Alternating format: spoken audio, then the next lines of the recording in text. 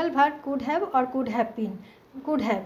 Its sentence structure will be like this: subject plus modal plus not plus have plus ভার্বের third form অর্থাৎ past participle form plus other words. বাক্যের গঠন এইভাবে হবে: প্রথমে positive sentence হলে প্রথমে সাবজেক্ট, তারপরে মোডাল, তারপরে হ্যাভ, তারপরে ভার্বের থার্ড ফর্ম অর্থাৎ পাস্ট পার্টিসিপল ফর্ম, তারপরে অন্যান্য শব্দ। নেগেটিভ সেন্টেন্স হলে প্রথমে সাবজেক্ট, তারপরে মোডাল, তারপরে নট বসবে, তারপরে হ্যাভ, তারপরে ভার্বের থার্ড ফর্ম অর্থাৎ পাস্ট পার্টিসিপল ফর্ম, তারপরে অন্যান্য শব্দ। We use could have when we feel regret of our self. আমরা কুড হ্যাভ ব্যবহার করি যখন আমাদের আফসোস হয় বা অনুশোচনার অনুভূতি হয়। I could have done it but didn't. আমি এটা করতে পারতাম কিন্তু করিনি। এখানে আই হচ্ছে সাবজেক্ট, কুড হ্যাভ হচ্ছে মোডাল, ডান হচ্ছে ভার্বের থার্ড ফর্ম, আর রেস্ট অফ দ্য সেন্টেন্স হচ্ছে other words. You could have asked me before sending the mail. মেলটা পাঠানোর আগে তুমি আমাকে জিজ্ঞাসা করতে পারতে। এই ধরনের সেন্টেন্সেও কুড হ্যাভ বসে। I could have played the guitar but didn't.